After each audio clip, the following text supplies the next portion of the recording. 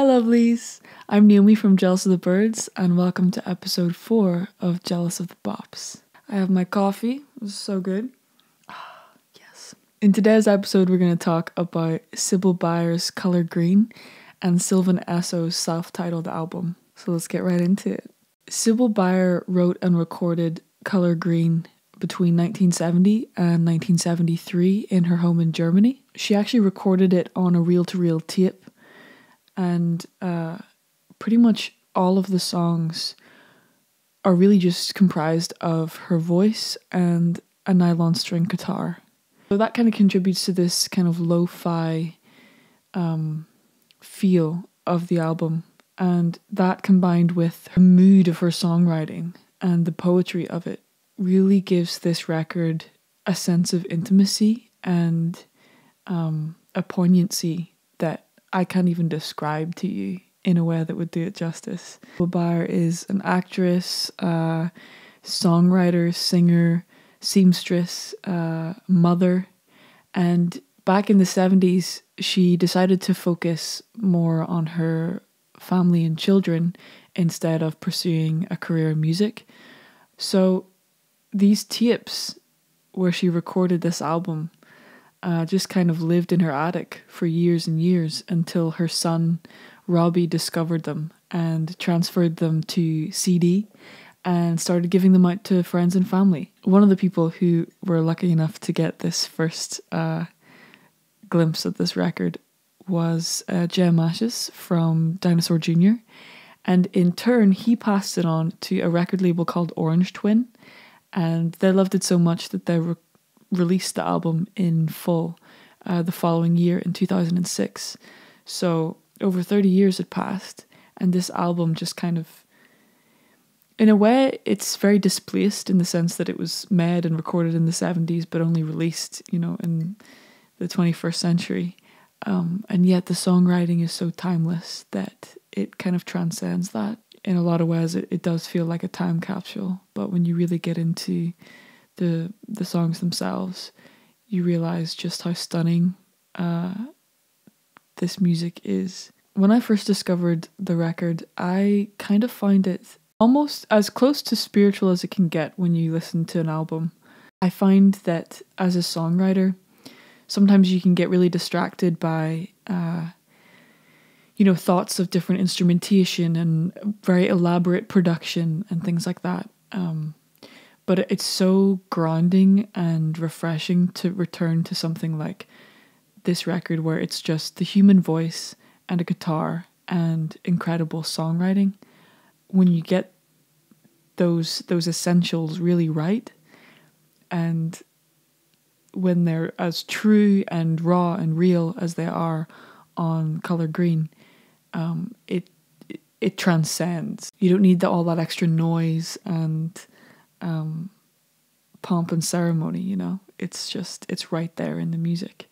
Part of the joy of this record is that the incentive to write these songs was kind of in the fact that Sibylle had gone on a trip around Europe with her friend Claudine, and one of the first songs that she wrote on this record was inspired by that trip, and that kind of snowballed into the set of songs. So a lot of the lyrical content of the record has a very kind of the songs often feel like letters that are written to just the listener. There's a sense of intimacy there that you're receiving this letter from her. She's taking images and memories that she experienced on that trip around Europe and weaving them into the songs. So they have this kind of very nostalgic, whimsical feel that you kind of just get swept up in. She's mentioning people she's met, lovers she's had. And I also love Baier's, her affinity with the thinginess of life. Things in all their particularity. Like she's mentioning sweaters and letters and very particular objects and items and association she has with people and things and places. And I find that really alluring in songwriting, where you can feel the songwriter kind of stuff the things of life into music. The world and reality is so concrete, and to have that be referenced in songs, I feel like it makes it more poignant. When you really have something to grab onto in a song, instead of something just so abstract and like airy-fairy that it just has no emotive power anymore. The first song that I'm going to share with you, I think was my first introduction to Sibylle Baier's music. I'm not exaggerating when I say I think this is probably the most breathtaking love song I have ever heard. I say that because it has a very like disarming honesty and a quality of realness that I have never seen replicated in a song before. The lyrics in this are stunning, really stunning. Being in a relationship and the love that you feel for that person and experience with that person kind of defies any sense of wanting and longing and dissatisfaction. It transcends all those things to the point where it's just blissed out zen. So here is Forget About by Sibylle Baier.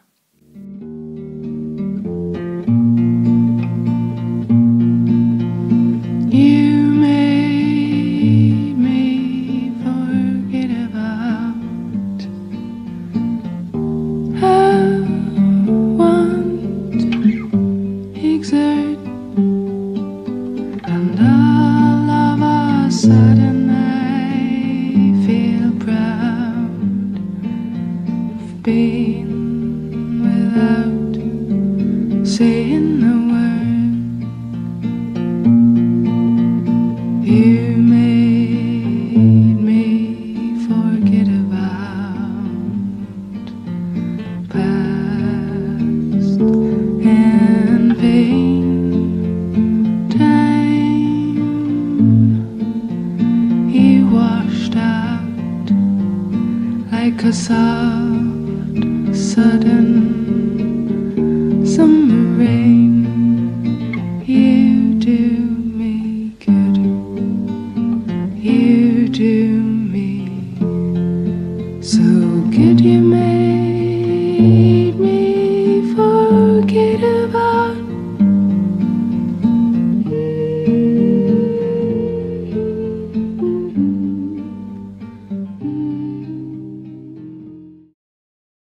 So Sylvan Esso is the collaboration between Mountain Man's Amelia Meath and Megafaun's Nick Sanborn, and their self-titled debut album came out in 2014. It's kind of like a electronic indie pop record that is honestly one of my favorite electronic albums out there. Amelia's vocals are stunning, and they have a kind of hookiness that honestly blows me away. Some of the choruses and hooks on this thing are insane, especially on the two tracks that I want to share with you. I just find there's a playfulness in the songwriting that I find gives it a really nice balance. The production on it, courtesy of Nick Sanborn, really gives it like a danceability. And you cannot pop on one of these songs and not want to move to it, you know? There's just something pop about it, but the cool kind. Very lush songs that you can pop on at any time and they'll just make you feel good. The first song I'm going to share with you is called Coffee. This song never fails to make me want to dance. Get up, get down, get up, get down. It's so catchy. So here is Coffee by Sylvan Esso. The state is old news. Wrap me in your arms. I can't feel it, but rock me in your arms. I can't feel it, but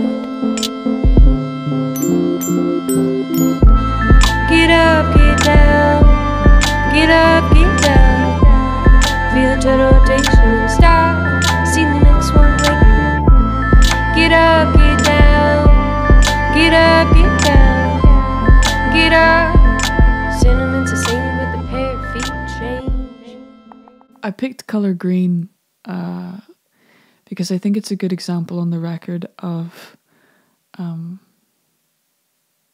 just the poetry of this album.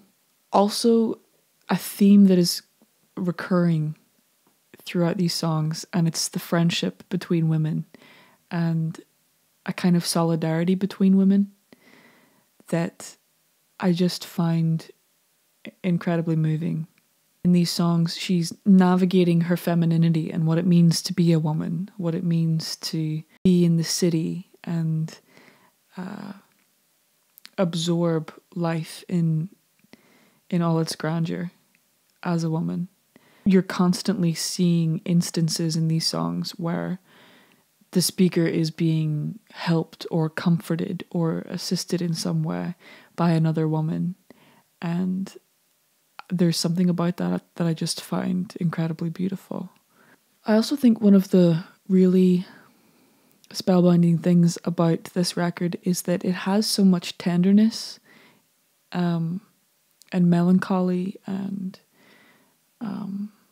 desire and whimsy, but it also has a strong violence of emotion. You know, there are scenes that occur in these songs that are either so exhilarating or like a rush of joy, or anger and sadness in a very violent way. You could almost miss it because it's expressed and delivered to the listener in such a beautifully melodic way, you know? So this is Color Green by Sibylle Baier. I'd been a gal in one dream, frequented my late afternoon, saw me in New York City, wearing a sweater color green. So one night I sat down on a chair and knitted there.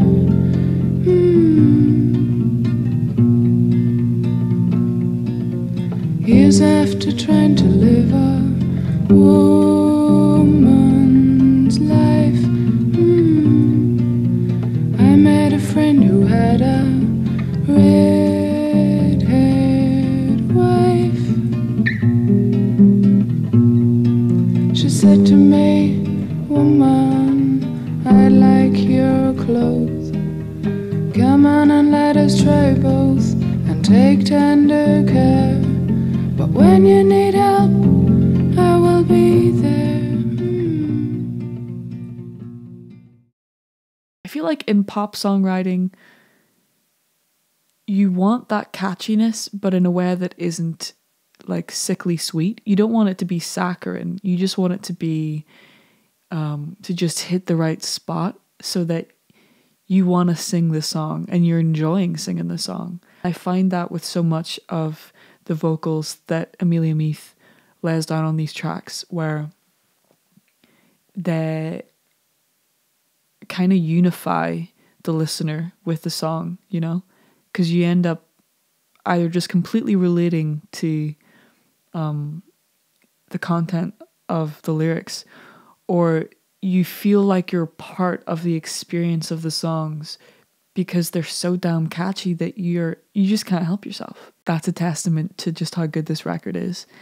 Melodies are literally floating back to me as I'm telling you about this. My head, my shoulders, knees and toes. My head, my shoulders, knees and toes. Hey, mommy, I know what you want, mommy. And then you got all those harmonies building up until that bass drop happens in Hey Mommy that I swear to God, the first time I heard that bass drop, I freaked out. Like, I can't even convey to you how gorgeous that drop is. Damn.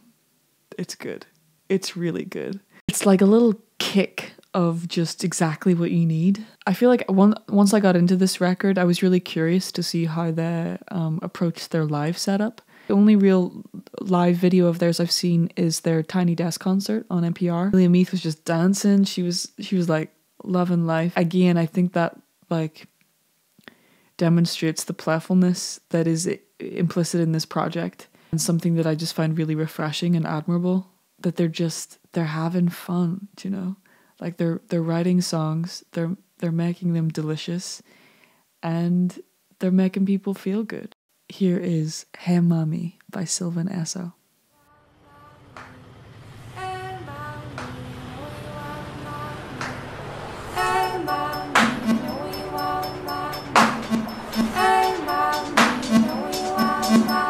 She walks the fight, she walks the fight, she walks the fight.